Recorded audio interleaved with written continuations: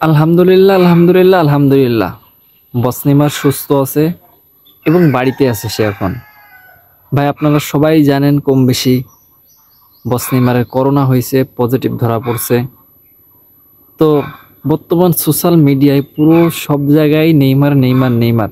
তবে একটা জিনিস ভালো লাগছে, আর্জেন্টিনা সাপোর্টাররাও নেইমারকে নিয়ে ভিডিও করতেছে, তার জন্য দোয়া করতেছে। পুরো সোশ্যাল মিডিয়ায় চাই নেইমার সুস্থ হয়ে বাসায় ফিরুক। তো নেইমার জুনিয়র কেমন আছে এখন সব কিছু মিলে, তারপর 11 জন মানে কালকে ব্রাজিল ভার্সেস প্যারাগুয়ের একটা ম্যাচও আছে। ম্যাচে একাদশে কারা থাকবে, তারপরে অ্যান্টনি ফিরবে, তারপরে আপনার রাফিনহাও ফিরবে, কে কে থাকছে একাদশে, সব কিছু মিলে কিন্তু আজকের ভিডিওটা। কেউ একটা টপিকও মিস করবেন না, সম্পূর্ণ ভিডিওটি দেখবেন। আর যদি চ্যানেলে নতুন হয়ে থাকেন সাবস্ক্রাইব করতে কিন্তু ভুলবেন না, ফেসবুক থেকে দেখলে ফলো করতে কিন্তু ভুলবেন না। সবসময় সুন্দর সুন্দর ভিডিও পাইতে চ্যানেলটা আগেই সাবস্ক্রাইব করে রাখুন। আর চলুন মূল টপিকে যাই। ফার্স্টেই বলবো, আগামীকালকে ব্রাজিল প্যারাগুয়ের বিপক্ষে মাঠে নামতেছে। খুবই শক্তিশালী একাদশ নিয়ে মাঠে নামবে। কার্লো আনচেলত্তির অধীনে এই দ্বিতীয় ম্যাচে থাকবে শুরুর একাদশে অ্যান্টনি থাকবে, তারপরে আপনার রাফিনহাও থাকবে। রাফিনহা গত ম্যাচে একটা লাল কার্ড খাওয়ার কারণে গত ম্যাচ মিস করছে, তবে এই ম্যাচের শুরু থেকেই একাদশে থাকবে। 10 নম্বর জার্সি কিন্তু ভিনি নয়, এবার রাফিনহাই নেবে। ভিনি আবারও সেই পুরো চেনা 7 নম্বর জার্সি নিয়ে মাঠে নেবে। 11 নম্বর জার্সি থাকবে আপনার অ্যান্টনির থাকবে। এবার আশা করব আমরা প্যারাগুয়ের বিপক্ষে আমরা জয় নিয়ে, কার্লো আনচেলত্তির জয় নিয়ে আমরা শুরু করতে চাই।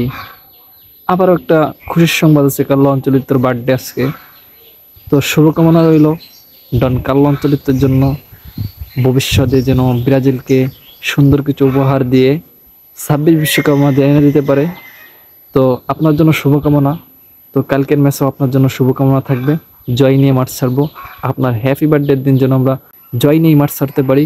সব কিছু মিলে আপনার জন্য থাকবে শুভকামনা। আপনাদের দোয়ায় নেইমার জুনিয়র সুস্থ আছে, বাসায় আছে। রবিন মিয়ার কাছ থেকে আমরা একটা পোস্ট পাইছি, নেইমারের আর একটা টেস্ট সম্ভাবনা করানো হয়েছে, সম্ভবত শুনলাম ওইটা নাকি নেগেটিভ আসছে। যদি নেগেটিভ আসে তাইলে তো আলহামদুলিল্লাহ, নেইমার সুস্থ আছে।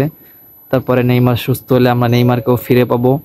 তারপরে আপনার প্যারাগুয়ের বিপক্ষে যদি আমরা জয়লাভ করতে পারি তাইলে আমাদের বিশ্বকাপের টিকিট নিশ্চিত।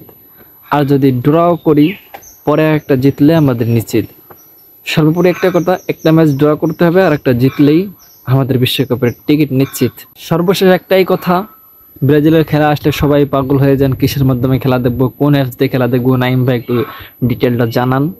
আমি সবসময় খেলা শুরু হওয়ার আগেই বলি, এখনও বলতেছি, স্পোর্ট জিফাই একটা অ্যাপস আছে, ওইটা আপনারা প্লে স্টোর থেকে ডাউনলোড করতে পারবেন না, ক্রোম ব্রাউজার থেকে, যে কোনো একটা ব্রাউজার থেকে ওইটা আপনারা নামাবেন, গুগল থেকেও নামাতে পারবেন। তো ওইটা সবাই, আমি এই জায়গায় লোগোটা দিয়ে রাখবো, খেলা শুরু হওয়ার আগেও পোস্ট করব। স্পোর্ট জিফাই সুন্দর একটা অ্যাপস, সব ধরনের খেলা আপনারা এখানে পাবেন। ক্রিকেট, ফুটবল, হাডুডু, কাবাডি সব খেলাই এই জায়গায় পাবেন। অ্যাপসটা আপনারা ক্রোম ব্রাউজার থেকে নামিয়ে রাখবেন। খেলা কিন্তু 6টা 45-এ, আর 6টায় আছে আর্জেন্টিনা ভার্সেস কলম্বিয়া। হ্যাঁ, তারাও খুব সুন্দর খেলবে। কলম্বিয়া হাড্ডি টিম, আর আর্জেন্টিনাকে নিয়ে কিছু বলার নাই, তারা তো বর্তমান হাই লেভেলই আছে। দোয়া করি সবাই জয়লাভ করুন, আর্জেন্টিনা ব্রাজিল দুই দলই জয়লাভ করবে। তো ভিডিওটা যদি ভালো লাগে থাকে লাইক কমেন্ট শেয়ার করতে কিন্তু ভুলবেন না। চোখ রাখুন পরবর্তী ভিডিওতে, ইনশাল্লাহ ভালো ভিডিও নিয়ে আবার আসবো। আল্লাহ হাফেজ।